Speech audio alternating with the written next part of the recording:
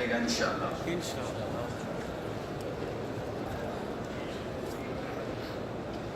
دائیں ہاتھ سے پانی پیتے ہیں، کیا یہ جائز ہے؟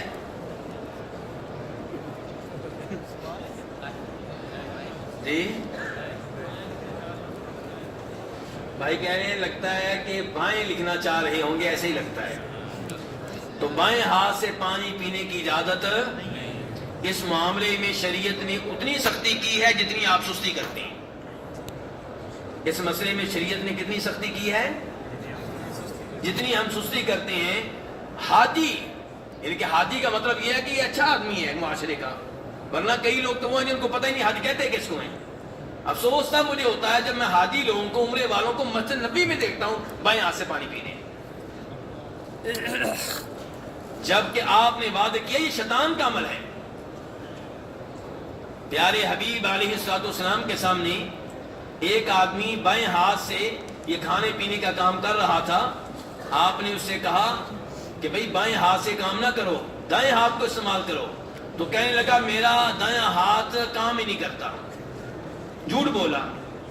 آپ نے کہا نہیں کرتا تو پھر نہ ہی کرے۔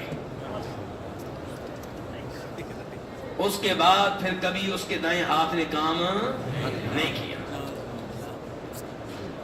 تو بہرحال میرے بھائی اس مسئلے میں شریعت نے بڑی سختی کی ہے۔ تو اللہ کے لیے اپنی تربیت کریں، اپنی بیگم کی، اپنے بچوں کی، شیطان کو راضی نہ کریں۔ بائیں ہاتھ سے کھائیں پیئیں گے بے برکتی ہوگی آپ کے گھر میں، آپ کے کھانے میں، آپ کے پانی میں۔ تو یہ عادت فوری طور پہ ختم کر ڈالیں اور اس کو ہلکا نہ جانیں۔ میں اس وقت یہ کہنا چاہ رہا ہوں اس کو ہلکا، یہ چھوٹا مسئلہ نہیں بڑا مسئلہ ہے۔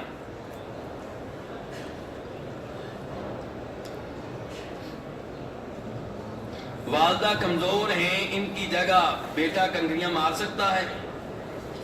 والد فوت ہو چکے ہیں، ان کی جگہ میں حج کر سکتا ہوں؟ کتنے سوال ہو گئے جی؟ دو۔ جہاں تک تعلق ہے والدہ کے کمزور ہونے کا، اگر والدہ واقعی اتنی کمزور ہیں کہ کنکریاں مارنے کی طاقت نہیں رکھتی، بے ہوش ہونے کا خطرہ ہے، ان کی بیماری بڑھنے کا خطرہ ہے، اس قسم کا کوئی اور مسئلہ پیدا ہو سکتا ہے، تو پھر آپ ان کی جگہ پہ کنکریاں مار سکتے ہیں۔ اگر آپ بھی حج میں ہیں تو پہلے آپ اپنی کنکریاں ماریں گے، پھر ادھر ہی کھڑے ہو کے آپ ان کی طرف سے کنکریاں ماریں گے۔ ہر جمرے میں یہی انداز آپ اختیار کریں گے۔ کہتے ہیں والد فوت ہو چکے ہیں، ان کی جگہ پہ حج کر سکتا ہوں؟ اگر آپ نے پہلے کبھی اپنا حج کر رکھا ہے تو پھر آپ اپنے والد صاحب کی طرف سے حج کر سکتے ہیں۔ شرط یہ ہے کہ آپ کے والد صاحب توحید پہ فوت ہوئے ہوں۔ کس پہ فوت ہوئے ہوں؟ اگر وہ شرک پہ فوت ہوئے ہیں تو پھر ان کی طرف سے حج کرنے کی اجازت نہیں ہے۔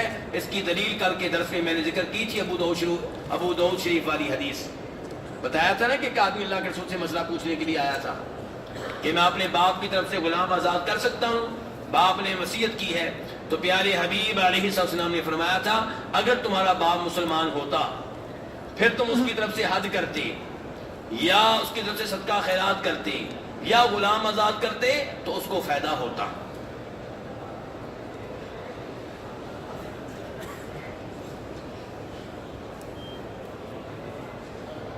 طواف شروع سے آخر تک بتا دیں، اگر منہ یا کمر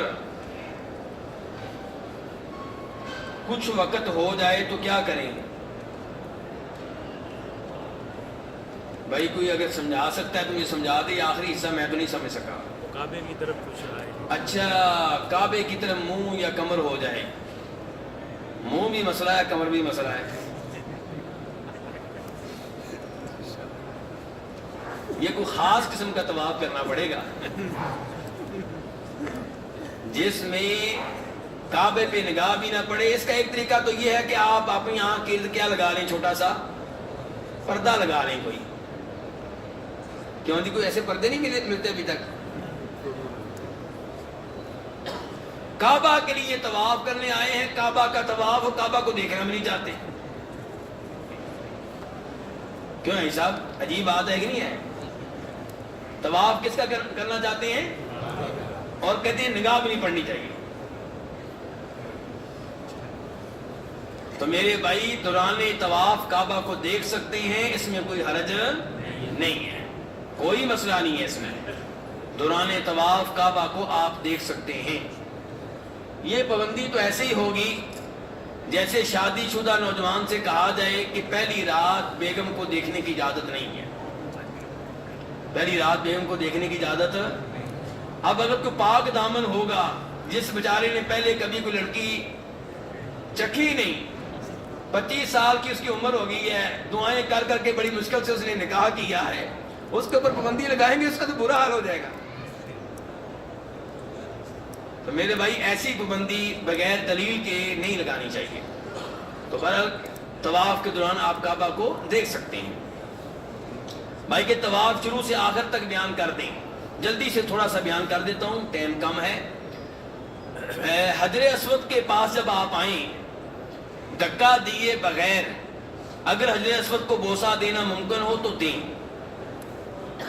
اور ساتھ تکبیر بھی کہیں، اور اگر یہ ممکن نہ ہو تو آپ اس کو ہاتھ لگا لیں اور اپنے ہاتھ کو بوسہ دے لیں۔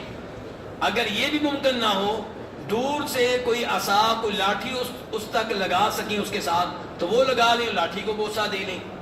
اگر یہ بھی ممکن نہ ہو تو پھر دور سے اشارہ کریں، دائیں ہاتھ سے کریں اور ایک ہاتھ سے کریں، اور پھر ہاتھ کو کتنے بوسے دینے ہیں؟ پھر ہاتھ کو بوسہ نہیں دینا۔ یہ کہتے ہیں حدیث کی پیروی کرنے والا، جہاں پہ آپ نے بوسہ دیا دیں گے، جہاں پہ نہیں دیا اپنی مردیاں نہیں چلانی۔ نہیں جی عقیدت ہے جی ہمیں، مردیاں چلانے والے کیا کہتے ہیں جی ہمیں بڑی عقیدت ہے، اتنی عقیدت ہے کہ صحابہ کے نام سے بھی عقیدت آگے نکل جاتی ہے ان کی۔ نہیں میرے بھائی، جہاں پہ آپ نے بوسہ دیا دیں گے، جہاں پہ نہیں دیا نہیں دیں گے۔ تو دور سے جب اشارہ کریں گے تو اپنے ہاتھ کو بوسہ نہیں دینا، اللہ اکبر وغیرہ کہنا ہے، اور پھر آپ کا چکر شروع ہو جائے گا۔ دایاں کندھا آپ کا، اگر آپ عمرے میں ہیں حج کا طواف کر رہی ہیں تو پھر دایاں کندھا آپ کا کیا ہوگا؟ ننگا ہوگا۔ پہلے 3 چکروں میں رمل کریں گے، تیز سے چلیں گے مرد حضرات، عورتیں آرام سے چلیں گی، اور آپ کے 7 چکروں میں مرد حضرات کا دایاں کندھا ننگا ہوگا۔ اب آپ چل پڑے ہیں، اب آپ کیا پڑھیں گے؟ پہلے چکر کی دعائیں آتی ہیں کسی بھائی کو؟ کوئی ایسا بھائی ہاتھ کھڑا کرے جس کو 7 چکروں کی دعائیں آتی ہوں؟ کوئی بھی نہیں؟ مقرر نہیں ہے دعائیں جی خاص دعائیں مقرر نہیں ہے، خاص دعائیں مقرر ہی نہیں ہیں۔ تو میرے بھائی ایسے یاد کرتے رہتے ہیں۔ لوگوں نے کتابیں پکڑی ہوتی ہیں باقاعدہ دھکے دے رہے ہوتے ہیں، دھکے کھا رہے ہوتے ہیں، پیچھے والے دھکا دیتے ہیں آگے چلو بھائی، وہ کہتا ہے نہیں بھائی میری ابھی پہلے چکر کی دعائیں پوری نہیں ہوئی۔ ضروری نہیں ہے۔ تو میرے بھائی صحیح بات یہ ہے کہ پہلے دوسرے تیسرے چکر کے نام پہ جو مخصوص دعائیں ہیں یہ نبی علیہ الصلوۃ والسلام سے ثابت نہیں ہے، اپنی طرف سے ذکر کی گئی ہیں۔ اور طواف میں کتابیں کھولنے کا وقت نہیں ہوتا، کتابیں بند کرنے کا وقت ہوتا ہے۔ کتابیں بند کر دیں، دل کو کھول دیں اور دل کی تار اللہ کے ساتھ ملا دیں۔ یہ اللہ کے سامنے گڑگڑانے کا وقت ہے، یہ اللہ سے مانگنے کا وقت ہے، یہ اللہ کے سامنے رونے کا وقت ہے، یہ اللہ کی منتیں کرنے کا وقت ہے، یہ والدین کے لیے، بہن بھائیوں کے لیے، مرحومین کے لیے، مسلمان ممالک کے لیے، مظلومین کے لیے، پریشان لوگوں کے لیے دعائیں کرنے کا وقت ہے۔ بے شک پشتو میں کریں، اردو میں کریں، ہندی میں کریں، پنجابی میں کریں۔ البتہ رکن یمانی سے لے کر حجر اسود تک وہ دعا پڑھیں جو اللہ کے رسول پڑھا کرتے تھے۔ کیا؟ ربنا آتنا فی الدنیا حسنہ وفی الآخرۃ حسنہ وقنا عذاب النار۔ بڑی شاندار دعا ہے، اس میں وہ سب کچھ آ جاتا ہے جو آپ مانگنا چاہتی ہیں۔ رکن یمانی کو کیا کرنا ہے؟ ہاتھ لگانا ہے، اگر آسانی سے لگ سکے تو، اگر ممکن نہ ہو تو پھر گزر جائیں، اشارہ نہیں کرنا، رکن یمانی کو اشارہ نہیں کرنا، رکن یمانی کو بوسہ نہیں دینا، صرف ہاتھ لگانا ہے لگ جائے تو۔ اس انداز سے آپ کا پہلا چکر مکمل ہوا، 7 چکر مکمل کریں گے۔ جب بھی حجر اسود کے سامنے آئیں گے یہ کام کریں گے، اس کا مطلب ہے حجر اسود کا استلام کتنی دفعہ ہوگا؟ پھر 8 دفعہ، چکر 7 ہوں گے، حجر اسود کا استلام 8 بار ہوگا۔ 8ویں چکر کے بعد اپنے دائیں کندھے کو آپ ڈھانک لیں اور 2 رکعتیں ادا کریں۔ پہلی رکعت میں سورہ فاتحہ کے بعد کیا پڑھیں گے؟ سورہ قل یا ایھا الکافرون۔ دوسری رکعت میں سورہ فاتحہ کے بعد کیا پڑھیں گے؟ قل هو اللہ احد. اور اس کے بعد کیا کریں گے؟ زمزم پئیں، اور اگر چاہیں تو سر پہ بھی ڈال لیں، کیونکہ آپ علیہ السلام نے ایسا ہی کیا تھا. اور اس کے بعد اگر ممکن ہو تو 9ویں بار حجر اسود کا استلام کریں. اگر ممکن نہیں ہے تو پھر آپ صفا مروہ کے لیے چلے جائیں. تو یہ مختصر طریقہ ہے طواف کا. دوران طواف بات چیت کر سکتے ہیں، آپس میں بات چیت کر سکتے ہیں، لیکن بہتر کیا ہے کہ یہ قیمتی ٹائم ہے، اس کو اللہ کے ذکر میں، تلاوت میں، دعاؤں میں صرف کریں. لیکن اگر کوئی بات چیت کرنی پڑ جائے تو آپ کر سکتے ہیں، کیونکہ یہ نماز نہیں ہے، یہ نماز نہیں ہے.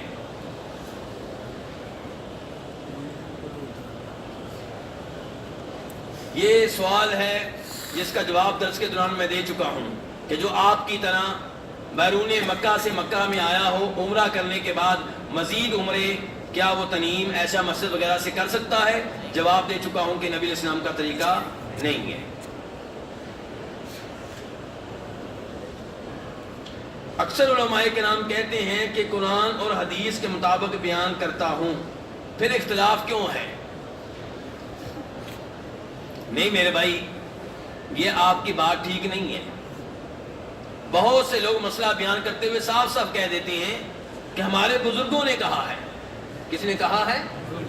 کوئی کہتے ہیں ہمارے اماموں نے کہا ہے، کچھ کہتے ہیں ہمارے امام معصوم ہیں، کچھ کہتے ہیں آل بیت نے کہا ہے. سمجھ رہے کہ نہیں سمجھ رہے؟ تو یہ بات آپ کی صحیح نہیں ہے کہ سارے قرآن و حدیث کا نام لیتے ہیں. ہاں کچھ لوگ قرآن و حدیث کا نام لیتے ہیں، وہاں پہ آپ قرآن کی آیت کو چیک کریں. پھر اگر میں بھی ایک آیت کا حوالہ دے رہا ہوں، یہ بھی دے رہے ہیں، تو ذرا ترجمہ آپ کھولیں، دھیان سے اس آیت کا بھی پڑھیں، اس کا بھی پڑھیں، اور اللہ سے ہدایت کی دعا کریں. اللہ ہدایت دینے والا ہے. اللہ کہتے ہیں والذین جاہدوا فینا لنہدینہم سبلنا، جو ہماری راہ میں کوشش کرتے ہیں، محنت کرتے ہیں، ہم انہیں اپنا راستہ دکھاتے ہیں. آپ اللہ سے دعا کریں، تھوڑی سی محنت کریں، اللہ تعالیٰ آپ کی محنت میں برکت ڈالے گا، صراط مستقیم پہ اللہ آپ کو فیض کر دے گا.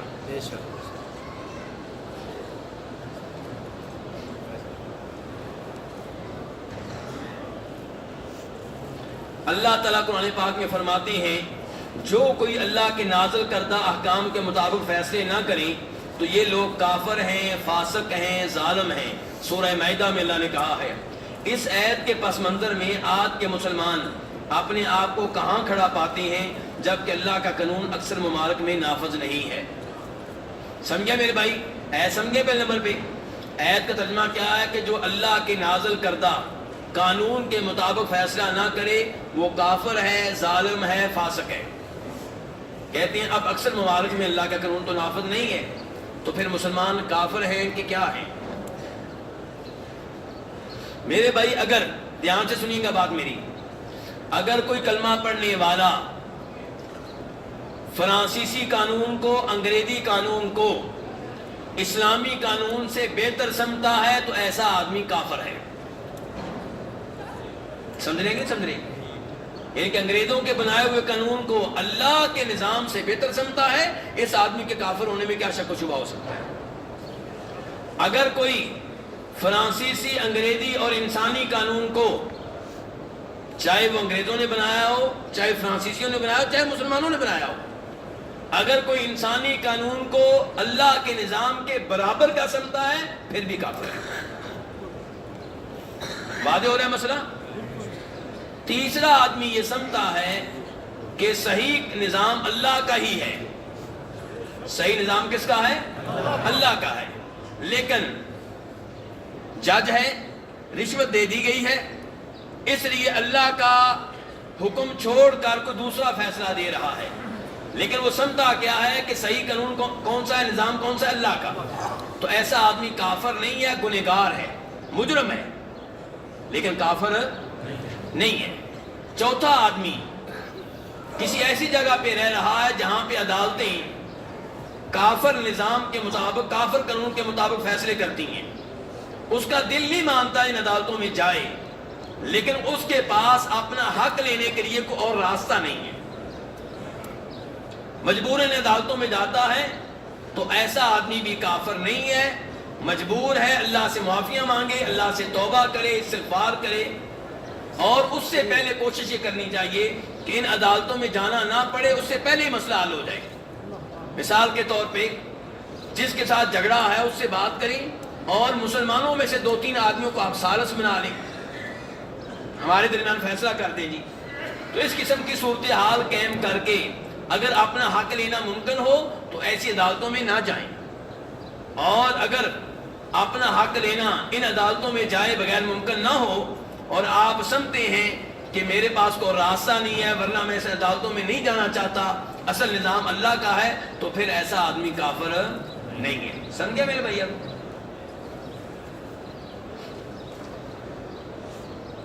اور مجھے افسوس سے کہنا پڑ رہا ہے آج کے مسلمان ممالک میں بہت سے وکیل، بہت سے جج یہ سوچ رکھتے ہیں کیا کہ آج 15ویں صدی ہے، اس صدی میں قرآن نافذ کر دیا جائے، مولوی کہتے ہیں کیسے نظام چلے گا؟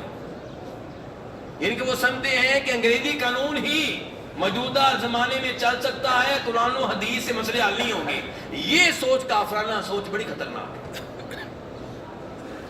لیکن یہاں پہ اس بات کی وضاحت کر دوں، ایسی سوچ کا حامل کوئی وکیل جج اگر آپ کو مل جائے تو آپ نام لے کر اس کو کافر نہیں کہہ سکتے۔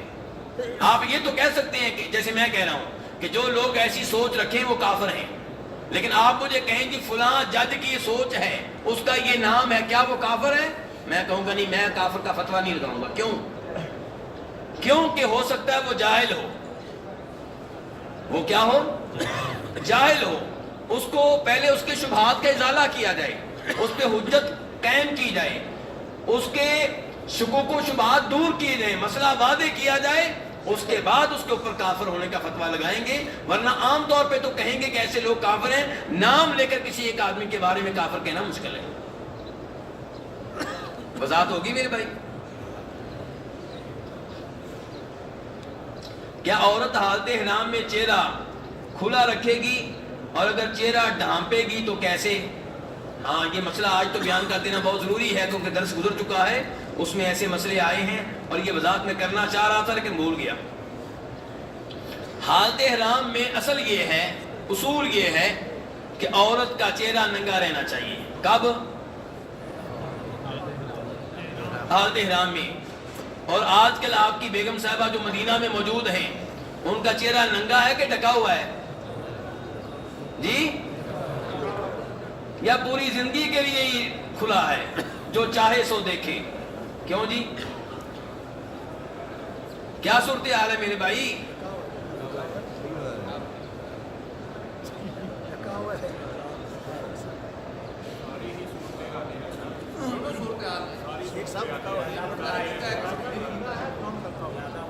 تو میرے بھائی کچھ اس معاملے میں اسلام کا خیال کریں۔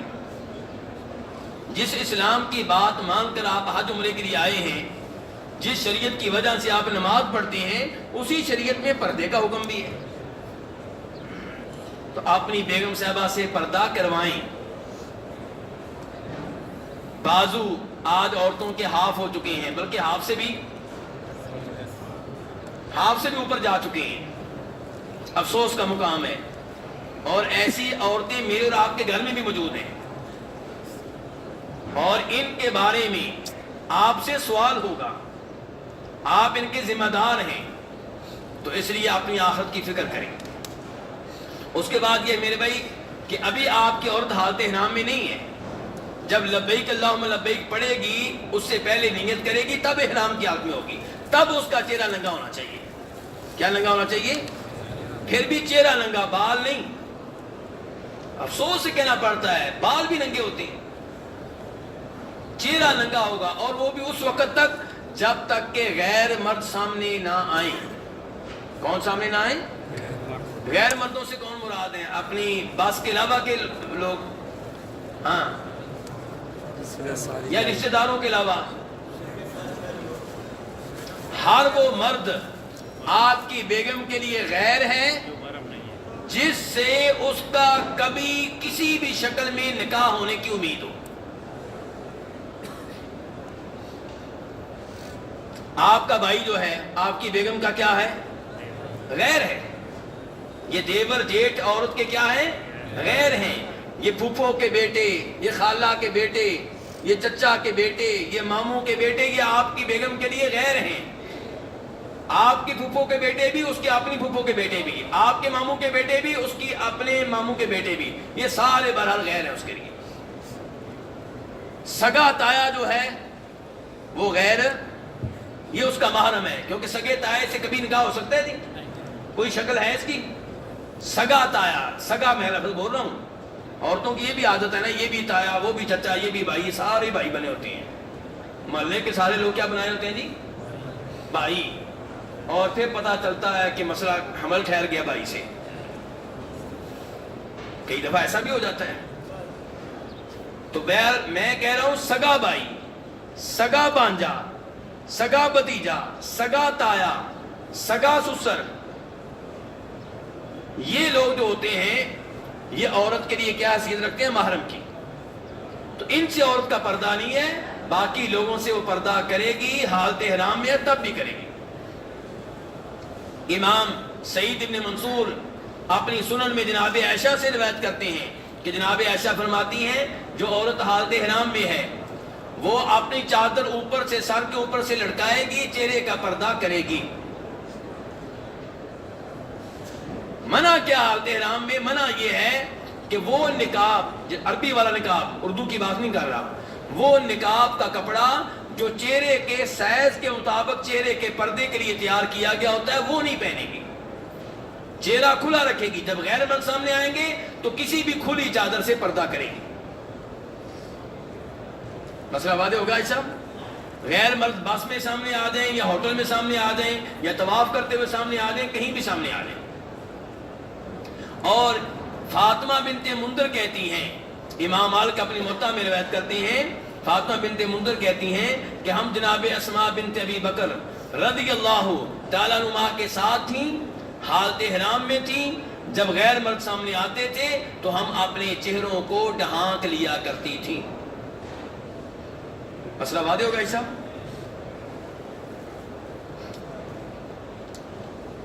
کیا دوران طواف خانہ کعبہ کی طرف دیکھ سکتے ہیں کوئی ایسا؟ میری والدہ فوت ہو چکی ہیں، میں ان کے حج بدل کے لیے آیا ہوں، کیا عمرہ بھی ان کے لیے بدل کی نیت سے ہوگا؟ میرے بھائی آپ کے اوپر ہے.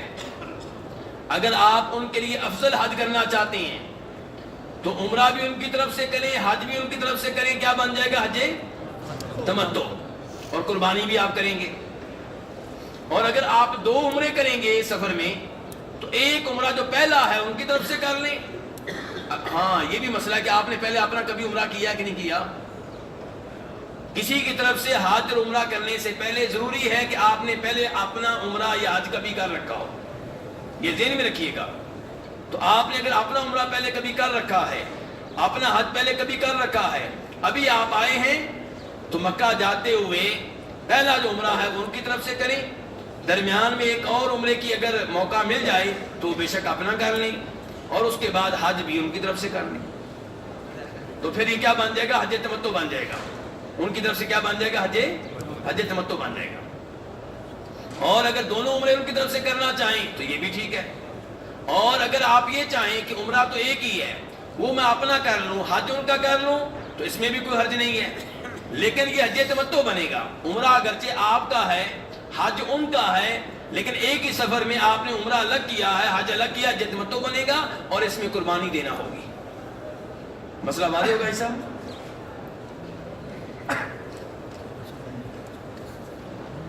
کیا مینا عرفات میں قصر نمازیں پڑھیں گے یا پوری؟ حج میں آپ مینا میں، عرفات میں، مزدلفہ میں نمازیں قصر کریں گے، اس لیے نہیں کہ آپ مسافر ہیں، بلکہ اس لیے کہ آپ کیا ہیں؟ آپ حاجی ہیں. حج کی وجہ سے نمازیں قصر ہوں گی. مکہ کا حاجی بھی نمازیں قصر پڑھے گا. دلیل کل بھی دیے تھے، پھر دے دوں. امام مالک موطا میں روایت کرتے ہیں جناب زید بن اسلم سے، وہ اپنے باپ اسلم سے روایت کرتے ہیں کہ جناب عمر فاروق مکہ میں آئے، مکہ میں نمازیں پڑھائیں، 2 رکعتیں پڑھاتے تھے اور سلام پھیر کے کہتے تھے مکہ والو تم اپنی نماز پوری کر لو، ہم تو مسافر ہیں. یہ کہاں کا واقعہ ہے؟ کہاں کا واقعہ ہے؟ مکہ کا. اور جب مینا میں گئے وہاں پہ ایسا کوئی اعلان کیا ہو، اس کا کوئی ثبوت نہیں ملتا، اس کی کوئی رپورٹ نہیں ملی، کیونکہ مینا میں ایسا اعلان کرنے کی ضرورت نہیں ہے، کیونکہ وہاں پہ جو مکہ والے ہوں گے وہ بھی کیا ہوں گے؟ حاجی ہوں گے، تو وہاں پہ انہوں نے ایسا اعلان نہیں کیا۔ اور نبی علیہ السلام کے صحابی ابو داؤد شریف کی حدیث ہے، روایت کرتے ہیں کہ ہم نے آپ کے پیچھے نمازیں پڑھی، مینا میں قصر پڑھی، اور یہ صحابی حدیث بیان کرنے والے جو تھے مکہ کے رہنے والے تھے۔ کیا پینچے صرف نماز کی حالت میں اوپر رکھنے چاہیے یا ہر حالت میں اوپر رکھنے چاہیے؟ کیوں جی بھائیو؟ ہر حالت میں، اس کا مطلب ہے مسئلہ تو آپ سارے جانتے ہیں ماشاءاللہ، اس کا مطلب عمل میں کوتاہی ہے، ورنہ مسئلہ تو آپ کو معلوم ہے۔ مسئلہ آپ کو کیا ہے کہ ہر وقت مرد حضرات اپنی چادر، اپنی شلوار، اپنی پینٹ ٹخنوں سے اوپر رکھیں گے 24 میں سے 24 گھنٹے، اور شلوار وغیرہ پاؤں سے نیچے رکھنا کیا ہے؟ گناہ ہے۔ چھوٹا گناہ کہ بڑا گناہ؟ کبیرہ گناہ ہے۔ کون سا گناہ ہے؟ کبیرہ گناہ ہے۔ بہت سے لوگ یہ کہتے ہیں جی اگر تکبر سے لڑکائیں پھر غلط ہے، ویسے لڑکا لیں پھر غلط نہیں ہے۔ یہ مسئلہ بھی سن لیں، بہت سے لوگ کیا کہتے ہیں، اگر چادر یا شلوار ٹخنوں سے نیچے لٹکائیں تکبر کی وجہ سے پھر غلط ہے، ورنہ غلط۔ ہاں جی، کون سا مسلمان ہے آپ میں سے جو تکبر کی وجہ سے نیچے لٹکاتا ہے؟ یاد رکھیے جو بھی نیچے لٹکاتا ہے، اگر بیماری کا مسئلہ نہیں ہے، کوئی لنگڑا پن کا تعلق نہیں ہے، کوئی جسمانی مسئلہ نہیں ہے، تو پھر جو بھی نیچے لٹکاتا ہے وہ تکبر کی وجہ سے لٹکاتا ہے۔ یہ میں نہیں کہہ رہا، یہ پیارے حبیب علیہ السلام نے فرمایا ہے۔ ابو داؤد نسائی شریف کی حدیث ہیں، آپ نے فرمایا کہ چادر نیچے لٹکانے سے بچو کیونکہ یہ تکبر ہے۔ یہ کیا ہے؟ تکبر کی تعریف کیا؟ اصل میں ہمیں یہ نہیں پتا تکبر کہتے کس کو ہیں۔ پیارے حبیب علیہ السلام فرماتے ہیں الکبر بطر الحق وغمط الناس۔ تکبر نام ہے دو چیزوں کا، نمبر 1 لوگوں کو حقیر جاننے کا، نمبر 2 حق بات کو ریجیکٹ کر دینا۔ کس کو ریجیکٹ کر دینا؟ اب حق بات سب کو معلوم ہے کہ شلوار نیچے رکھنا غلط ہے، پھر بھی نیچے کر رہے ہیں، یہ تکبر ہے۔ تو یہ کبیرہ گناہ ہے میرے بھائی۔ اب ٹائم نہیں ہے کہ میں اس کی پوری حدیث بیان کروں، بہرحال اس سے آپ بچیں، یہ کبیرہ گناہ ہے، چھوٹا گناہ نہیں ہے۔ اچھا، اگر شریعت یہ کہہ دیتی کہ مرد حضرات پاؤں ڈھانک کر رکھا کریں، پھر ہم نے کیا کرنا تھا؟ پھر عورتوں کی طرح ہمارے اوپر جانے تھے، ایسے ہی ہے نا؟ اس سے آپ اندازہ کر لیں کہ ہم کس کے کہنے پہ چلتے ہیں۔ عورتوں سے شریعت نے کیا کہا ہے؟ پاؤں ڈھکے ہوئے ہوں۔ حدیث کا مفہوم یہی ہے کہ ان کے پاؤں کیا ہوں، اور ان کی شلواریں کہاں پہنچ چکی ہیں؟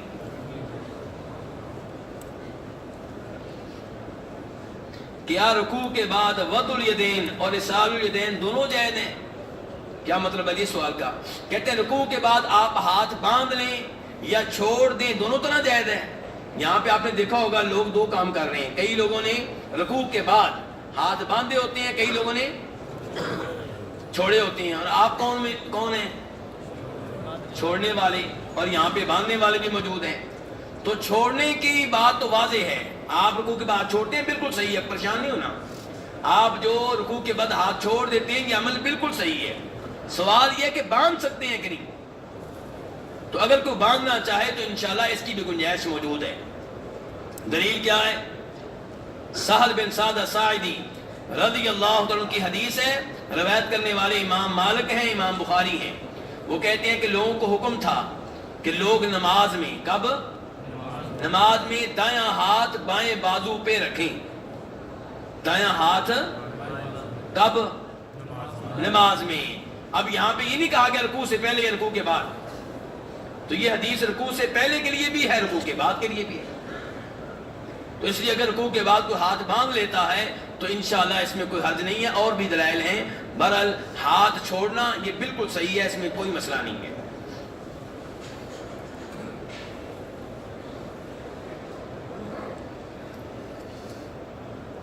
یہ رمی نہیں کر سکتی، کنکریاں نہیں مار سکتی، پتہ نہیں امی یا بیگم صاحبہ، بہرحال تو میں اس کا جواب پہلے دے چکا ہوں۔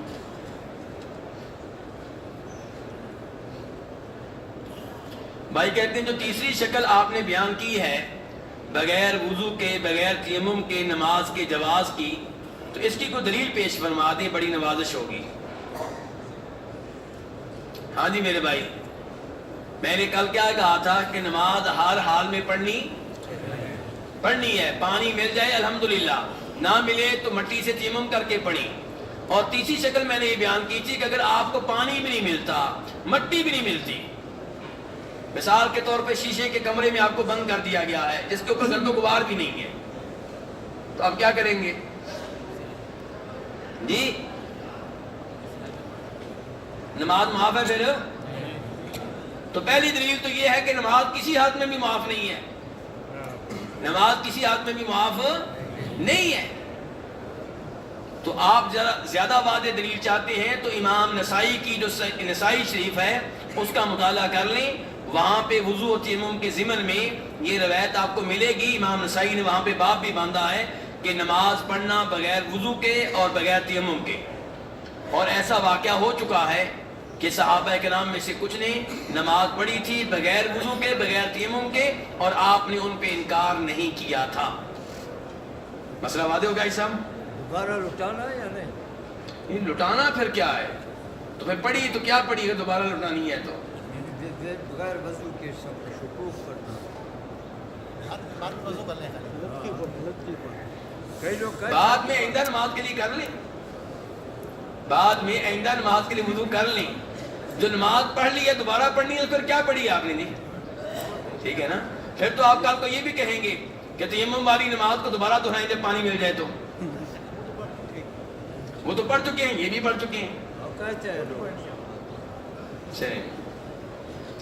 چلے جی، حج بدل کا پہلا عمرہ، کیا حج بدل کا حاجی پہلا اپنا عمرہ کرنے کی نیت کرے گا یا جس کی طرف سے حج ہے اس کا؟ اگر آپ نے پہلے عمرہ اور حج کر رکھا ہے تو ابھی آ کر پہلا عمرہ اس کی طرف سے کریں، اور جب مدینہ سے جا کے دوسرا عمرہ حج سے پہلے کریں گے یا اپنا کر لیں، پھر حج اس کی طرف سے کر لیں، حج تمتع بن جائے گا۔ اور اگر آپ نے پہلے عمرہ کبھی نہیں کیا تو پھر پہلا عمرہ اپنا کریں، دوسرا اس کی طرف سے کر لیں جس کی طرف سے آئے ہیں، اور حج بھی اگر آپ نے پہلے کبھی نہیں کیا تو حج پھر اپنا کریں۔ اس کی دلیل وہ حدیث ہے جسے امام مالک اور امام ابو داؤد روایت کرتے ہیں، جناب عبداللہ ابن عباس فرماتے ہیں کہ نبی علیہ السلام کے سامنے ایک آدمی نے تلبیہ پڑھا اور تلبیہ میں کہا لبیک عن شبرما، کہ میں شبرما کی جانب سے حج کرنے کے لیے حاضر ہوں۔ آپ نے کہا بھئی شبرما کون ہے؟ صحابی کہنے لگے شبرما میرے بھائی ہیں۔ راوی کہتے ہیں یا انہوں نے بھائی کہا یا انہوں نے کہا میرے رشتہ دار ہیں۔ تو آپ نے کہا بھی تم نے اپنا حج کر لیا ہے؟ کہنے لگے نہیں۔ فرمایا پہلے اپنا حج کرو پھر شبرما کی طرف سے حج کرنا۔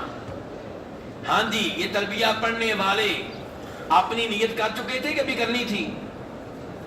یہ حج کی نیت کسی اور کی طرف سے حج کی نیت کر چکے تھے کہ بھی کرنی تھی؟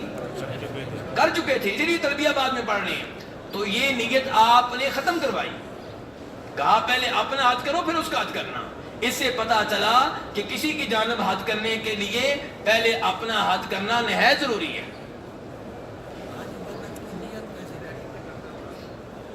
یہ بھائی کہتے ہیں پاؤں کے اوپر کی ہڈی کھلی رکھنے کی وضاحت کریں۔ یہ وضاحت تو میں کئی دفعہ کر چکا ہوں، کیا کہ ایسا جوتا پہنے جس میں آپ کے ٹخنے ننگے رہیں۔ کیا ننگے رہیں جی؟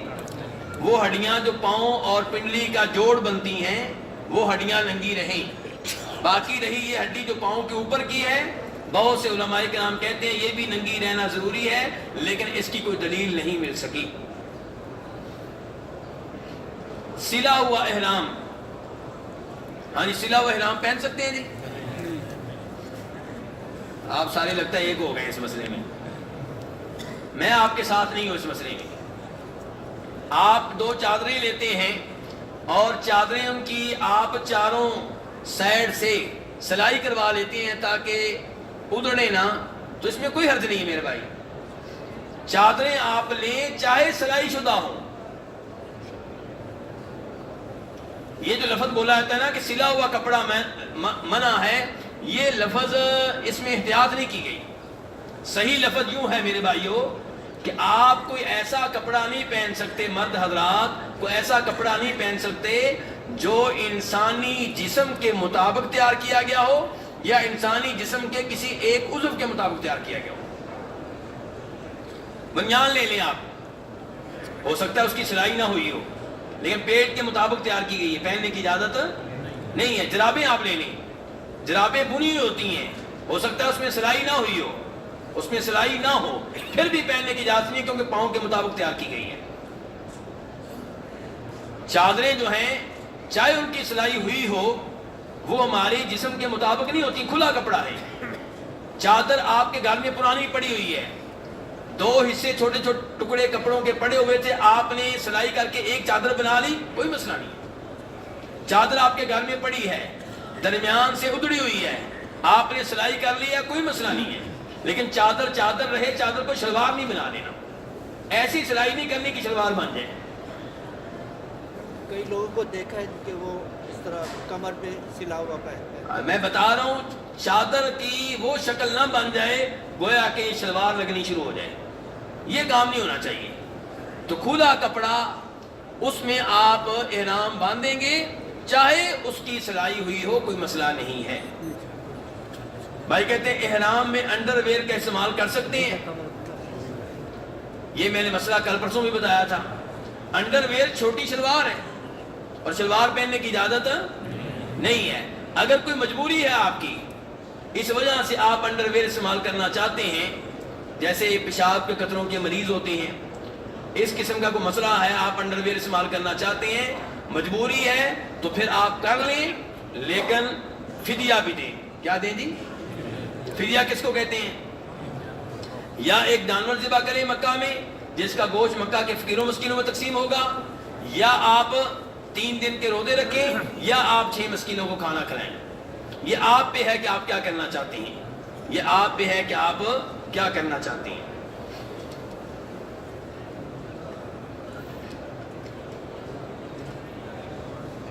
میرے بھائی آپ کا ٹائم ختم ہو گیا ہے، میں کوشش کرتا ہوں کہ آئندہ درس کو آدھا گھنٹہ بڑھا دیا جائے۔ مسجد نبی والے تو مجھ سے پہلے ہی کہہ رہے تھے کہ بہتر یہ ہے کہ درس کو 6:30 بجے تک کر دیں، تو مزید میں ذرا بات پکی کر کے آئندہ درس کو 6:30 بجے تک کرنے کی کوشش کرتے ہیں۔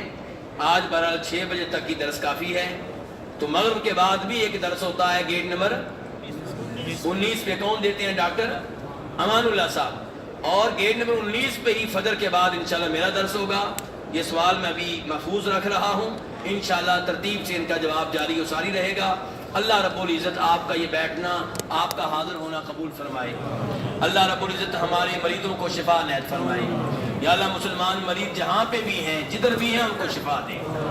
یا اللہ جو مسلمان فوت ہو چکے ہیں ان کی قبریں منور فرما، ان کی قبریں کشادہ فرما، انہیں عذاب قبر عذاب جہنم سے محفوظ فرما۔ یا اللہ انہیں جنت میں اعلیٰ مقام عنایت فرما۔ یا اللہ مسلمان حکمران جہاں پہ بھی ہیں انہیں اپنے اپنے ممالک میں شریعت نافذ کرنے کی توفیق عنایت فرما۔ یا اللہ مسلمان مظلوم جہاں پہ بھی ہیں ان کی مدد فرما، ظلم کرنے والے کافروں کو تباہ و برباد فرما۔ آمین۔ یا اللہ ہماری اولاد کو نیک بنا، یا اللہ انہیں صحت و تندرستی سے نواز، یا اللہ انہیں رزق حلال دے، یا اللہ انہیں قرآن کا حافظ بنا، دین کا عالم بنا۔